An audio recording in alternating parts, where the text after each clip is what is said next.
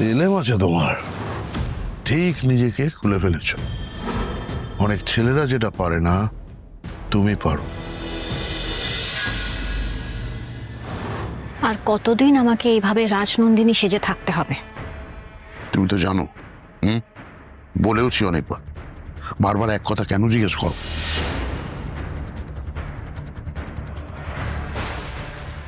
আমার কাজ আমি করে দিয়েছি, আমার পাওনা গন্ডা মিটিয়ে দিন। এত সহজে তো হবে না, আগে আসল কাজটা হোক।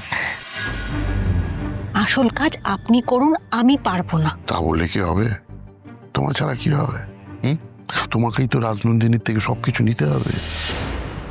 তবে পথের কাটা সরে গেছে, কিছুটা হলেও হালকা হয়েছে, ভালোই হয়েছে যাক। কিন্তু এই অপর নামে এটার মধ্যে কিছু একটা আছে। আমার মেয়ে রাজনন্দিনীকে আমি ভয় করতাম, রাজলক্ষ্মীর থেকেও বেশি ভয় করতাম। জানি না কেন এই মেয়েটার চোখের দিকে তাকিয়ে আমার ভয় লাগে। এসব জেনে আমি কি করব? যাতে আর এরকম প্রশ্ন না করো সেই জন্য বলছি। আমি সবকিছু বিনাশ করতে চাই, যাতে ওকে আমাকে আর ভয় পেতে না হয়। আর্য, ওর পেয়ারের ছেলে আর্যর জন্য আমাকে বঞ্চিত করতে পেরেছিল, এবার ওদের পথে বসাবার পালা। তোমাকে ওই বাড়ির বড় মেয়ে হয়ে রাজলক্ষ্মীর থেকে সবকিছু নিয়ে আমাকে দিতে হবে, তাহলে আমারও কাজ শেষ, আর সঙ্গে তোমারও। বুঝলাম, তার আগে আপনি আমাকে 50% অ্যাডভান্স করুন। আমি আপনাকে বিশ্বাস করি না। কেন কেন করো না? তোমাকে তো আমি অ্যাডভান্স দিয়েছি। যে মানুষটা নিজের বউয়ের সাথে ছেলে মেয়ের সাথে এটা করতে পারে, সে যে কোনো লেভেলে যেতে পারে। তাকে আমি এতটুকু ভরসা করি না। আমি ঠিক বুঝেছিলাম, একদম ঠিক। সবাই বিপন্ন, সবার খুব বড় বিপদ। আমাকে এখান থেকে বেরোতে হবে, আমাকে সবাইকে বাঁচাতে হবে। কিন্তু কিভাবে, কোথায় জেনে রেখেছি আমি তো সেটাই বুঝতে পারছি না। আমাকে এখান থেকে যেভাবেই হোক বেরোতে হবে, সবাইকে বাঁচাতে হবে। কিভাবে, আমাকে কিছু তো একটা করতেই হবে। একজন রাজনন্দিনী সেজে এই সবকিছু নিয়ে নেবে, এটা আমি হতে দেব না, কিছুতেই না।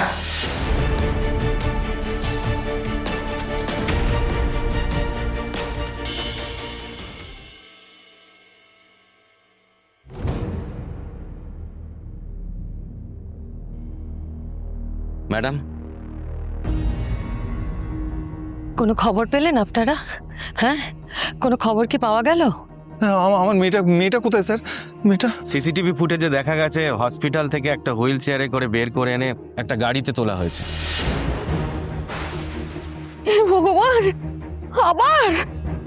দেখেছো তো সুমি, আমার ভয়টাই আবার সত্যি হলো। কিন্তু ও তো সুস্থ ছিল, আমার সঙ্গে ফোনে কথা হয়েছিল। তাহলে ওকে হুইল চেয়ারে করে কেন নিয়ে গেল? ওনাকে দেখে মনে হয়েছে ওই সময় ওনার কোনো জ্ঞান ছিল না। কিন্তু গাড়িটা তো আপনারা... গাড়িটা হসপিটাল থেকে বেরিয়ে কিছু দূরে যাওয়ার পর গাড়িটাকে ট্র্যাক করা যায়নি। ওরা এমন পথ দিয়ে গেছে যেখানে কোনো সিসিটিভি ক্যামেরা নেই। ও বুড়ে,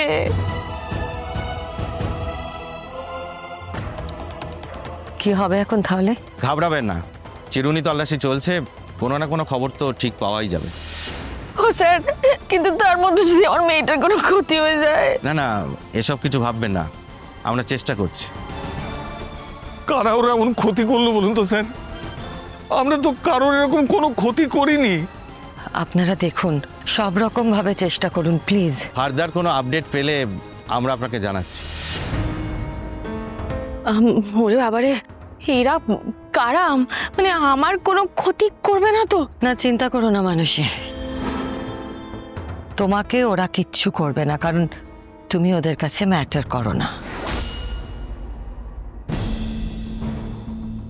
কিছু তো আছে, কিছু নিশ্চয়ই আছে, আমি বুঝতে পারছি। অপর্ণার সঙ্গে এই সব কিছুর একটা যোগ আছে। অপর্ণাকে তো এই সমস্ত থেকে বার করতেই হবে, আর এই সব কিছু পারবে একজন, আমি জানি, তার জন্যে যত দূর যেতে হয় আমি যাব। আপনি কার কথা বলছেন ম্যাডাম? আপনারা এখন বাড়ি যান, আমি দেখছি আমি কি করতে পারি। অপর্ণাকে তো খুঁজে বার করতেই হবে, তাই না? এত সহজে তো আমি হাল ছাড়বো না। এসো সুমি।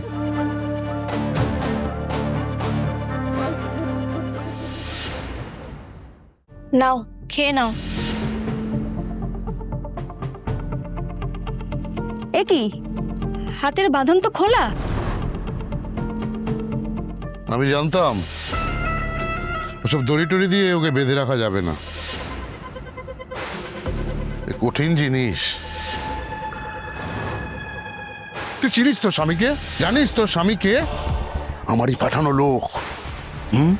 সে তোকেও ঠকাতে এসছে, আমি পাঠিয়েছি তাকে। সে তোকে বশ করে তোর থেকে সবটুকু আদায় করে চলে যাবে। ওভাবে দেখছো কেন আমাকে? মনে হচ্ছে চোখ দিয়ে জ্বালিয়ে পুড়িয়ে শেষ করে দেবে আমাকে? হ্যাঁ, দিলে আছে তোমার, ঠিক নিজেকে খুলে ফেলেছ। তুমি পারো, অনেক ছেলেরা যেটা পারে না তুমি পারো। আর এত কিছু পারো বলেই তোমাকে ধরে আনা। তবে তুমি আটকে রাখবো না, ছেড়ে দাও, ভয় পেও না। কি হলো, কিছু বলতে চাও? মনে অনেক প্রশ্ন আছে জানি, কিন্তু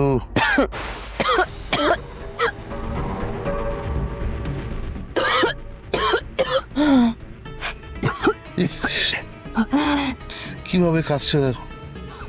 আরে একেবারে যেন বুকে গিয়ে লাগছে। জল দেবো? বলেছি আমি দিতে।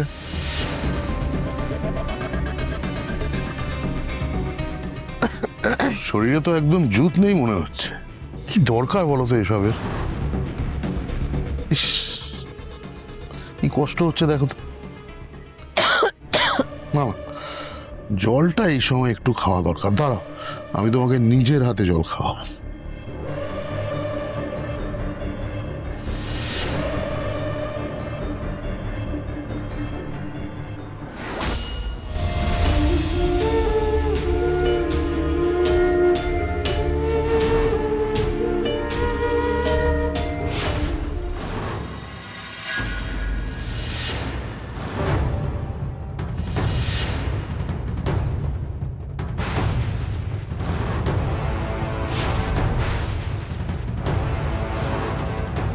আর ধরো ওকে।